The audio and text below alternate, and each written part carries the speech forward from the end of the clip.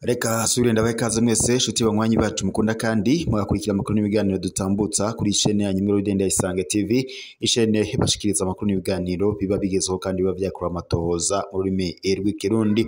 Ndabahaye mwiriwe abandi ndabahaye mwaramutse bivanye naho muherereye. Iri ni iteka n'umunezero ntangire byusubira ku bana namwe banywanyi bacu mukunda kandi mugakurikira amakuru n'ibiganiro dutambutsa kuri chaîne ya Isange TV, chaîne ibashikiriza amakuru n'ibiganiro biba bigezeho kandi biba vyakura amatohoza mu rurimi rw'ikirundi. Reka romba keguruke kandi mbahe kaze mu makuru yacu iyo kuri iyi saha. Akaba rero hari amakuru haba azindutse avugwa mu bisata bitandukanye, haba muri politiki, mu nkino, mu ndero, mwipereza, mu gateka kazi na muntu ndetse n'andi makuru yose aba ariko aravugwa ijya nino. Reka romba kaze mu makuru yacu yo kuri iyi saha. Amakuru na cane haraza agushimikira ku ngingo nkuru zikurikira. Turanyarukira kaburantwa kubibe muri Ruhana Republika Iharanira Intwaro Rusange ya Kongo, aho abasirikare b'u Burundi berekeza muri Sud Kivu hagati y'uruhagarara rw'akarere n'agacerere k'indongozi. Amakuru ku rubuga nuko ngo hoba hari abasirikare bashika imodokari zishika 30 z'u Burundi zoherejwe muri Republika Iharanira Intwaro Rusange ya Kongo gufadikanya n'umugwi witwaje urwanisho wa Wazalendo ndetse na FDLR n'ingabo z'u Burundi za Kongo FARDC guhangana n'umugwi witwaje urwanisho wa M23. Gusa amakuru ku rubuga nuko abo basirikare ngo boba baguye mu gico k'ingabo za M23 ndetse bakaba baciye bahasiga ubuzima nk'uko vyemejwe n'umuvugizi w'igisirikare c'u Burundi Gaspari Baratuza. Aya makuru nandi yose ni mukanya ku buryo bw'idonido turagaruka atuyabashikiriza. Banza ufyone suivre ndetse na partage kugira ngo tubandanye kubana amakuru n'ibiganiro tuba turiko turagushikiriza amakuru abagezweho ku rurimi rw'ikirundi.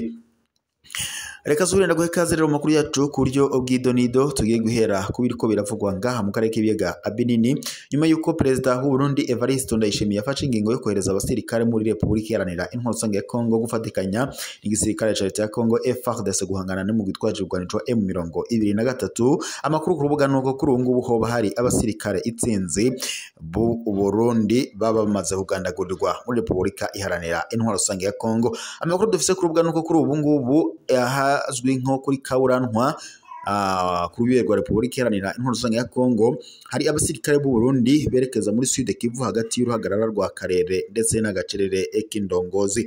Kuwa kabiri Nyakanga uyu mwaka imirongo minini y'abasirikare b'Abarundi iramaze iminsi 3 ijabuka mu gace ka kaburantwa mu karere ka Cibitoke mu ntara ya Bujumbura mu buraruko bushira uburengero bw'u Burundi berekeza muri Republika Iharanira Intwaro Rusange ya Kongo. Abasirikare bafise ibigwanisho vya rutura boba barongiswe gufasha abasanzwe bari mu misozi miremire na migufi ya Minembwe muri Sud Kivu gufasha kugwana igisirikare ca Kongo FARDC na Wazalendo bagwanya imigwi myinshi y'abaroberi. Muri iyo migwi rero hakaba harimo M23 ndetse na Red Tabara. Kuva mu ntango z'impera y'indwi iheze abanyagihugu bo mu mutumba kaburantwa zone Buganda bariko barabona badatahura neza imirongo y'amakamyo achika 30 y'abasirikare yuzuye abagwana. Aba basirikare rero bakaba bagiye gufasha igisirikare ca leta ya Kongo FARDC guhangana n'imigwi yitwaje urwanisho na cane M23 ndetse na Red Tabara. Kuva mu ntango z'impera y'indwi iheze abanyagihugu bo ku mutumba wa kaburantwa zone Buganda bariko barabona badatahura imirongo y'amakamyo achika 30 y'abasirikare yuzuye abagabo bitwaje urwanisho buri munsi barahaca berekeza ku urubibe rwa Kongo, niko umwe mu baba ku urya gatandatu amenyesha. Abasirikare bo kandi baturuka mu makambi menshi n'ibigo vyo kubigisha bitandukanye by'igihugu ca nka Acishemere ndetse na Mudubugu, aho ibikoho bikomakomeye biheruka kumvikanwa biraswa. Ku masoko yaho nyene iyo migwi ngo y'abasirikare irimo kandi abahoze ku rugamba abanywanyi b'umuhari urwaruka rw'imbonerakure, urwaruka rw'umuganga uri ku butegetsi CNDD FDD, ariko kandi ngo n'urwaruka ruheruka kwigishwa gukoresha ibigwanisho vya rutura vyigishijwe n'abigisha bo mu migwi y'abaroberi b'u Rwanda bakorana na bategetsi b'u Burundi. Bikorwa bajamwo muri Sud Kivu, hagati y'ivyo bemererwa bidashitse n'ubwoba. Umwe mu basirikare ari muri ivyo bikorwa yemereye kugira ico acikirije kuri ino muresha kuri yacu, ariko atashimye ukwidondora, asigura ko igikorwa ngo bafise ari ico kongereza abasirikare basanzwe bakorera mu misozi ya Minembwe bafasha FARDC. Abansi ngo bo gutana mu mitwe nabo ngo ni benshi, harimo Reditabara, FNL ndetse na Twirwaneho na M23, ariko ku rubuga nta munezero uhari. Batwemerera kuguduha ngo ibiharuro ndangamukozi vya Kongo hamwe ndetse n'umushahara mu madolari haraheze amezi 8 nta muntu araronka na kimwe. Abasirikare benshi rero ngo barapfiriyeyo, nta ncumbusho irahabwa imiryango yabo kubw'intahe nyinshi. Ikaburanwa ishavu ririko riraduga. Ikiraro kiriko ngo kirasanurwa n'ishirahamwe ry'Abashinwa, ni inzira ikomeye ifatanya Uburundi na Repubulika Iharanira Intwaro Rusange ya Kongo. Ukuntu gikoreshwa cane ngo n'igisirikare birateye amakenga. Ico kiraro ngo kirakoreshwa cane kandi ngo bishitse kigacika ni akarere kose kazoba gacitse, niko umwe mu banyagihugu b'i Buganda ashigikira. Abajijwe kuri ico kibazo, uwurongoye abasirikare bo mu kiyaya aca Rusizi bajejwe umutekano ku mbibe ntiyemeye canke ngo ahakane ibijanye n'urwo ruja n'uruza rw'abasirikare. Yararungitse imbonesha kuri yacu ku muvugizi wa FDNB igisirikare c'u Burundi ataco yashimye kuvuga.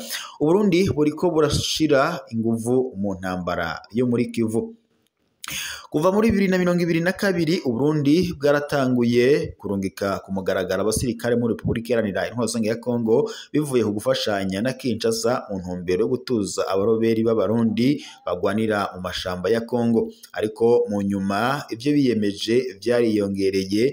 Ingabo z'u Burundi FDNB ubu zirafasha mu kugwanya iyindi migwi ya Kongo, harimo M23, umugwi w'abatutsi bitwaje ibigwanisho wagirizwa na Kinshasa ko ushigikiwe na leta y'u Rwanda, ibyo Kigali yiyamiriza. Abo basirikare b'Abarundi kandi barungikwa ku bwishi kandi mwibanga bateye ibibazo. Ico gikorwa ntikigirwamwo umuco kazoza k'abasirikare barungikwayo. Intumbero ya nyamukuru ngo z'u Burundi muri ako karere karimwo umutekano muke ariko gatunze ubutare. Uburundi bumaze kurungika abasirikare hafi 10,000 mu buseruko bwa Repubulika Iharanira Intwaro Rusange ya Kongo gufasha igisirikare ca leta ya Kongo FARDC ndetse n'abacuditse naco kugwana. Ku ncuro nyinshi umukuru w'igihugu c'u Burundi Batazira Neva yamasigura ko ivyo vyakozwe ngo kubera umubano mwiza n'umugani uvuga ko ngo ari byiza gufasha umubanyi kuzimya inzu yiwe kugira ngo nawe ashobore kuzoza kugufasha kuzimya iyawe niyasha.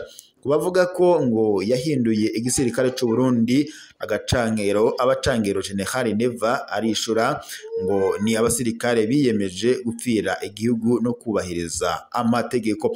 Abaserukira ibihugu ndetse n'abaharanira agateka kazina muntu bafise amakenga. Ku ruhande rwabo abaserukira ibihugu vyabo bavuga ko batewe umutima uhagaze baravye ukuntu abasirikare barungikwa ku bwinshi.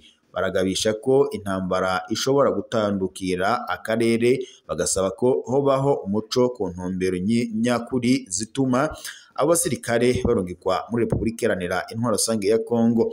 Kubwabo ishirwa ry'inguvu mu gisirikare mu karere ngo nta kindi rizana atari indyane z'amoko, bigatuma ndetse uburere bwa Kivu butagira umutekano, bigakora ku banyagihugu basanzwe bamaze imyaka myinshi bakorwako n'izo ndyane.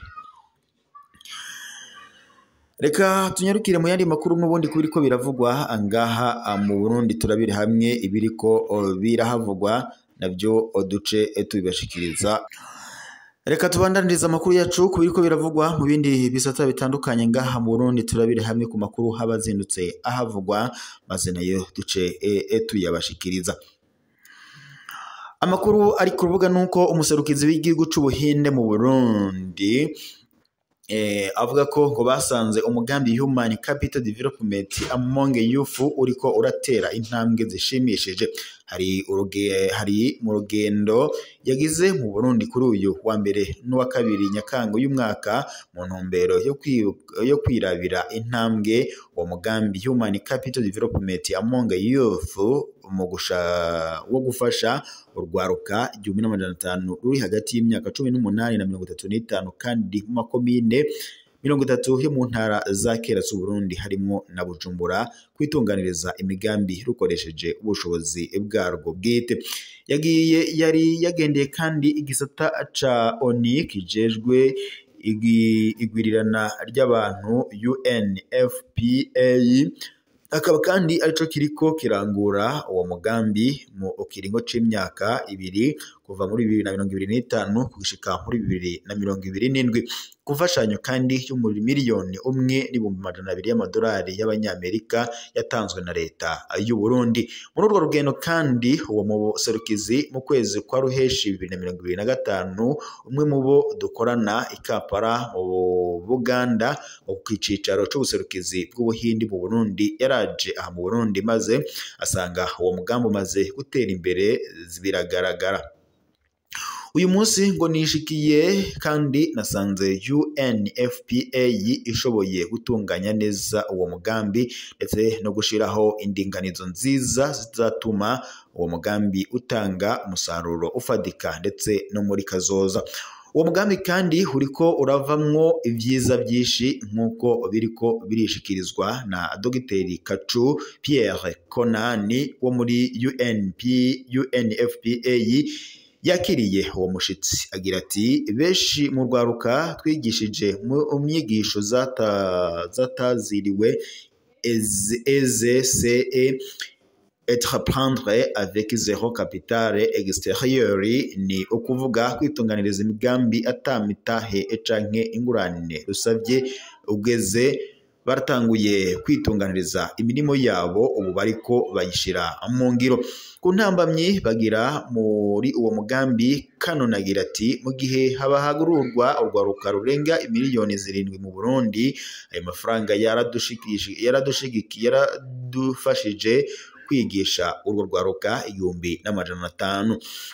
Yatumye kandi umuserukizi gusaba leta y'u Burundi kongereza uburyo maze umugambi uzobandanye mu yindi myaka nka 3 canke 4 iza kugira ngo urundi rwaruka ngo nabo bashigikirwe na abigishijwe ngo nabo kandi bashobore kurangura imigambi yabo bashigikire bana kandi bigishe ndetse n'abandi. Muri urwo rugendo kandi bamwe mu rwaruka bo mu gisagara ca Bujumbura bigishijwe nka Lameke Ndayikengurukiye ashona impuzu mu Gihosha, Elisene Nijimbere amenyereza abandi, Shodrake naho Muremyi akora ibikoresho ibisharizo mu mpapuro ndetse n'ibindi bicafu bitandukanye, na Era Honera Keza Kimana barashingira intahe akamaro k'izo nyigisho baronkejwe. Babandanya bavuga ko ngo zabafashije kumenya kuziganya amafaranga make bakura muri irya nino, maze ngo amaze kugwira ngo akabafasha gushira mu ngiro imigambi yabo no kwagura iyo baba basanzwe bakora. Hambavu kandi ngo y'ubumenyi bujanye no kumenyekanisha ibyo bakora ndetse no kubironderera isoko, bavuga ko bahigiye irondoka icanye n'amagara meza, gutandukanya imvyaro, kwikingira umugara wa sida, ndetse ngo ibyo bikabafasha kurangura imigambi yabo atakibahungabanya. Urwo rwaruka kandi rumaze kuroswa akazi urundi rwaruka rurenga 20. Nijimbere agira ati ndamaze guha akazi urwaruka rurenga 10. Barashimira Ubuhinde na UNFPA bazanye uwo mugambi, bagasaba ko boshigikiza ibikoresho n'umutahe mutoyi kugira ngo bisununure maze bashobore no guha akazi urundi rwaruka nk'uko aba twaganiriye babishikiriza. Reka rero dushimire mwese mwari kumwe natwe mu makuru n'ibiganiro twariko turabashikiriza kuri iyi saha turi dusozera ngaha tuze gusubira amakuru araza kubagezeko mwibuke gufyonda suivre partager ndetse na s'abonner kugira ngo tubandanye kubana amakuru n'ibiganiro tuba turiko turabashikiriza kuri ino mbonesha kuri yanyu mukunda cyane imwe Rudende ya Isange TV shene bashikiriza amakuru n'ibiganiro biba bigezweho kandi biba byakora amatohoza mu rurimi rw'ikirundi. Yari iteka n'umunezero ntangire cyo kuba twari kumwe namwe banywanyi bacu mukunda kandi mugakurikira amakuru n'ibiganiro tubandanya gushikiriza amakuru n'ibiganiro biba bigezweho kandi biba byakora amatohoza mu rurimi rw'ikirundi.